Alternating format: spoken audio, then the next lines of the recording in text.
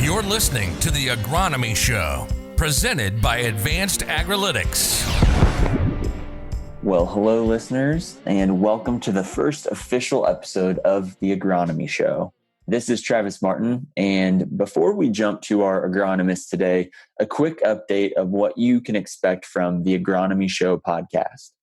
Our goal is to bring you agronomic insights from across the Corn Belt. And how we plan to do that is through these 15 to 20-minute podcast episodes published weekly. You'll hear from 3 to 4 precision agronomists from the Advanced Agrilytics team as they're spread across the Midwest, and they'll be giving you updates and be taking your questions.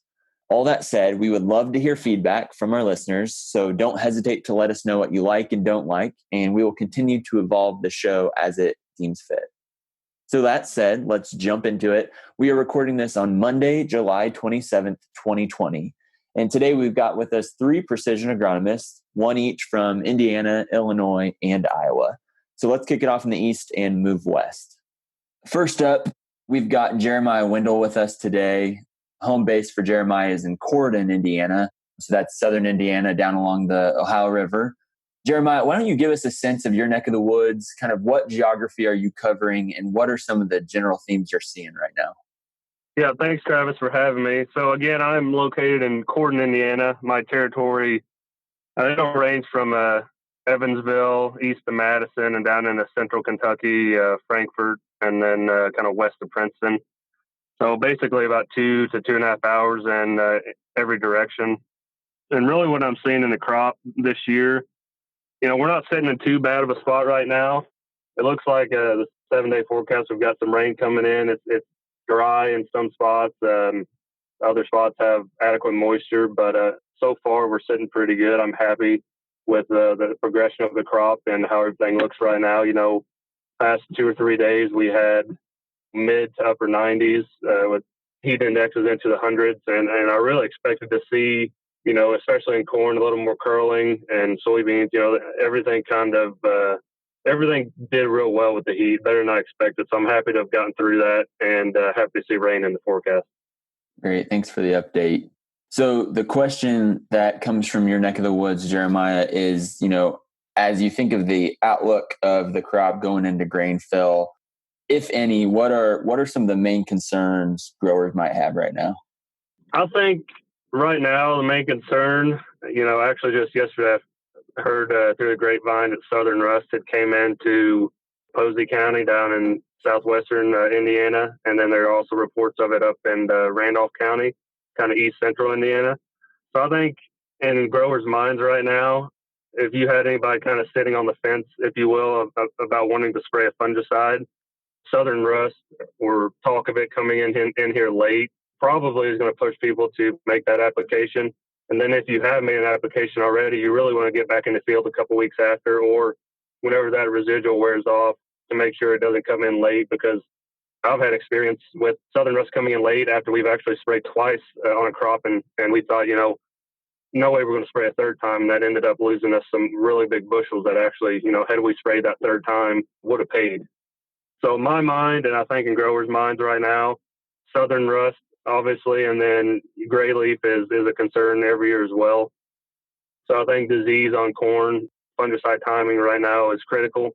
And, soybeans right now, to me, I'm not seeing that much disease in soybeans. So what I'm telling my customers, at least, I'm saying we're going to go out there if we have to clean up any fields with some herbicide, or if we need to spray some insecticide, let's go ahead out there and clean those fields up.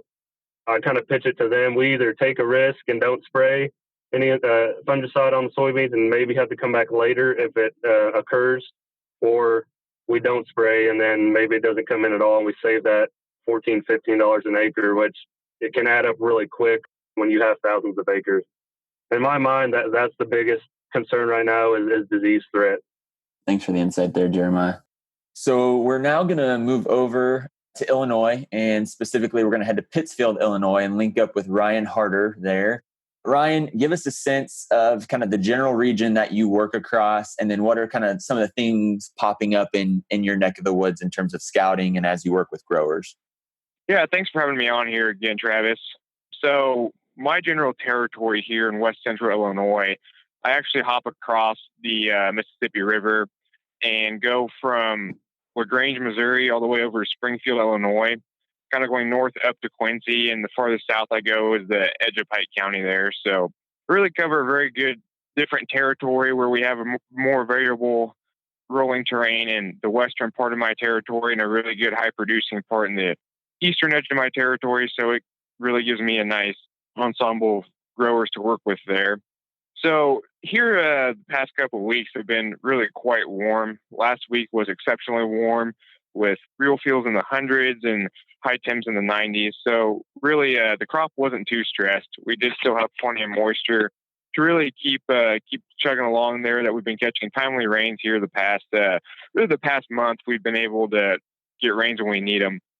We did have a pretty good windstorm blow up here early last week, which did not amount to much for the corn. We were very lucky that the corn was in a pretty tough state. The corn that was going through tassel right at that moment, that was kind of weaker, letting out its defenses, trying to really pollinate itself, was hurt more than anything else, which there's not a lot of that corn around. So that was good to see that the crop wasn't damaged through that tough windstorm that we went through. I thought it's really interesting that if we look at GDUs accumulated, we started out way behind there, especially in April. So if we track GDUs starting from April 1st, we're seeing at 2,027 GDUs today versus what's normal is 2,046. So from April 1st, we're 19 GDUs behind average, which is really quite exceptional considering what we went through to begin this cold, wet spring that we've been having. But since May 1st, we've had 1,818 GDUs compared to 1,800 as an average. So we're 18 GDUs ahead since May 1st. And I think that trend will continue to where we will end up ahead on GDUs by the end of the growing season, which, like I said earlier, is quite exceptional. And so what has all this GDU accumulation really done for us? And I've been looking at quite a bit of corn now it's all really in the R3 or the milk stage. And it looks really promising. It's a really promising looking corn crop. The disease and pressure is very low, especially the guys that sprayed fungicide and sprayed it timely when it was supposed to be sprayed, right before the disease got in there, more of a proactive versus reactive stance. And those guys are really sitting pretty good. A lot of 16, 18 rounds by 38 to 40 longs, which, we're already in R3. And so we're probably going to be able to retain almost all those kernels, even if we go through some sort of severe stress, which it looks like we're not going to here for quite a while. On the soybean front, anything planned before May 1st looks exceptional with 18 to 20 main stem nodes and over 50 total nodes. So I think we have tremendous potential in the crop that we have out there growing today, especially since we're catching some rain here this week, late in July. Anytime we get rain, especially late in July or early in August, we're thankful for it. That's for sure. And the good thing looking forward is low nighttime temps that we're supposed to have. The reason why we really like those low nighttime temperatures is because that allows us to really pack those kernels full of weight. And the way we do that is it not only does slow respiration down during the night, but it also slows the development of the actual corn plant down. So it allows the kernels to pack more fully in these earlier reproductive stages. So looking forward, I think that we really have a tremendous crop growing. And as long as nothing drastic happens, I think that we'll be really happy with the way it turns out this year, Travis. Awesome. Thanks for that, Ryan. So the question that comes from your part of the world that folks, I think, want to have answered, and it's pretty specific. So why are there ovules in the middle of an ear of corn that did not get pollinated? And how much yield impact does that have? So that's a really interesting question for sure, because I've been quite surprised to see this year that especially seems to be in the earliest planted corn, the April 1st through the 8th time frame, that there are just a few kernels on the ear that have not did not pollinate. And, we're already in the R3 milk stage, like I said, so they're not going to do anything. But I did find that very interesting as well. And so what that's really due to, best we can tell, is that the amount of heat that we had when that corn was shedding pollen and going through actual pollination right there at VT and R1, that's when we had temperatures in the 90s. And when we think pollen shed, around 9 a.m., and we had those high temperatures at 9 a.m. So, the plant was going through definitely some stress. We definitely still had enough water there, but the amount of actual heat that was stressing the plant, especially going through such a temperamental time like pollination. So I don't think that quite all the kernels got pollinated is basically what happened there. There's no tip back or anything like that that's going on. So that's encouraging. The most I've found on those ears of corn is that there's maybe 5 kernels that didn't get pollinated. And so, if you want to think about that on a mass scale, which I don't think this is a mass scale issue, I think this is more on a drier acre, a water limited acre that doesn't get as much water, the water's flowing away from it. And so if we say, hey, there's 5 kernels on an ear of corn, and if we have 34,000 harvestable ears, and then we take that and divide that by our fudge factor of 85,000 for test weight, that's 2 bushels the acre. And I don't think that the problem is that widespread to where it's on every ear on every acre. So it's nothing that I would worry about at all. And even if it was, that widespread, we're looking at 2 bushel loss potentially, which we definitely, if we hold on to these 16 or 18 around by 38 to 40 longs that we're seeing consistently, I think that we're going to be just fine at harvest, Travis. Yeah, thanks for that insight, Ryan, and taking that grower question. So with that, we're going to jump one more state west now to Iowa. We're going to head to central Iowa to connect with Chance McDonald. Chance, give us an idea what's up in your part of the world. Give us an idea of your geography, territory, and a bit of a crop update. Thanks for having me on again, Travis. Our state over the last 7 to 10 days has kind of consistently followed what it did the prior 10, where the eastern part of the state has been catching throughout most of the year, has been catching consistent rains. And then we talk about west central, the Guthrie County, Crawford, Carroll County area. As you move that way, has been very dry the last few weeks. Now we have caught rains here or there. It's kind of they're spotty. And as we move continuing into southwest Iowa, they caught marginal rains throughout the last few weeks. So as we look at the crop update, and I guess looking forward into the weather, the last few days have been sweltering hot in the 90s, real feels in the hundreds. And like Ryan mentioned, our nighttime temps have all been in the mid 70s. So our crop is continuing to work throughout those evening hours into night. So those fungicide applications are going to be crucial on those acres. As we move forward in this next week, we're looking at mid 80s, nighttime temps in the 60s. So that's going to be a little bit more favorable as we move forward. Crop-wise, things are looking very strong in most parts of the state, but in those real dry areas, there's quite the concern. Northeast Iowa, I was there last week looking at some fields, really wet early on. So that really it's showing now that we're starting to see that light green color in the corn. And so start to really look at concerns of nitrogen loss and where we're sitting today as we move into grain fill and on. I think that definitely going to be concerned moving forward. Soybeans look strong in that part of the state. They're not overflowing with moisture now, so things are looking pretty strong there other than the nitrogen component with corn. The state of Iowa looking strong. There is some difficult spots that either have caught little to no rain in the last few weeks or early on had too much rain. So state of Iowa as a whole looking pretty strong though. Great. Thanks for that update, Chance. So we're creeping up on August here, which means harvest 2020 isn't too far around the corner. So the question really is, what are some management decisions growers should be thinking about as the fall approaches? Yeah, so as we approach 2020 harvest, which is coming very quickly, like you said, we just things to keep in mind. It's things that are pretty routine, but things to really think about as we move forward. And that would be just equipment calibration and how we're collecting and going to be handling that yield data moving forward. Once we make those decisions and get those things ironed out, then following harvest, we can really start to analyze that data and use that for good. Soil sampling, where you're sitting on your rotations, 4-year or 2-year rotations, and what farms are going to be coming up, and how you're going to be soil sampling those. And we here at Advanced Agrilytics, we have the ability to really help make those decisions and help you and guide you to those right areas on where we're setting soil sampling points and how we're using your calibrated data. So those are kind of the first real decisions I would be looking at for harvest or right after harvest.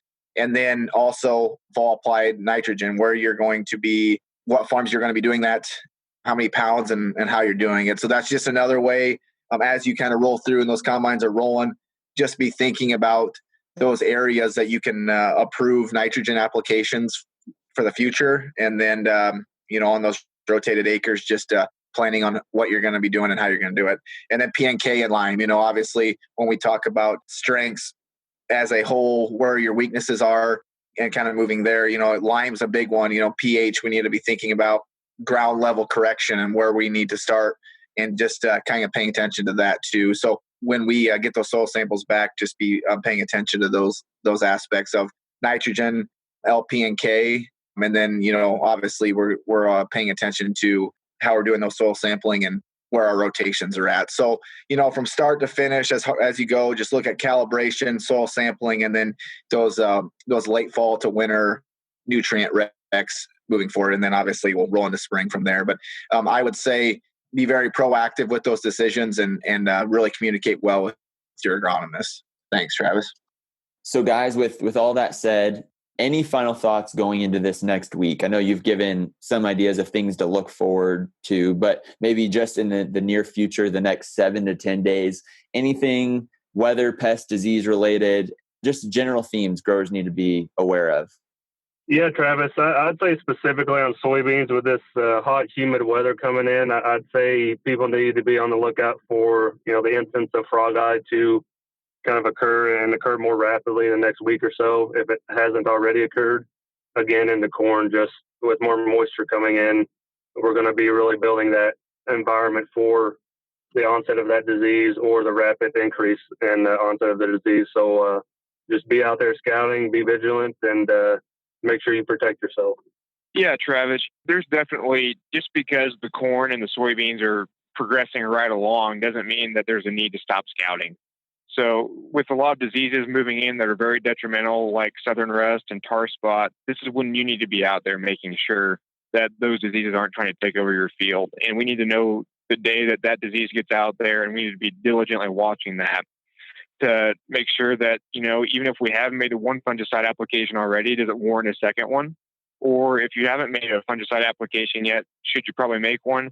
And those are the kinds of decisions that growers and agronomists together need to be working together to really figure out what the plan of action should be, because I know that southern rust is starting to creep up from the south to the north, and there's some in southern Illinois. And as you go east, I know there's some in some of the eastern states like Kentucky and southern Indiana. And so I think that, like last year, this disease is probably going to creep up through the Midwest, even due to it's not even August yet, and we're starting to see it in southern Illinois. And once again, with tar spot, very detrimental disease. And so we really need to be out there looking for these diseases and knowing exactly when they get out there, so that way we can protect this yield that our crop has. Travis, just to kind of piggyback on what Ryan said, continue to scout, continue to communicate with your agronomist on things to be looking for this time of year. We, many areas in the Corn Belt are set up to finish a pretty strong crop. So it's just going to be very crucial to be ahead of those decisions and be communicating with your agronomist to kind of keep a heads up on what to look for next.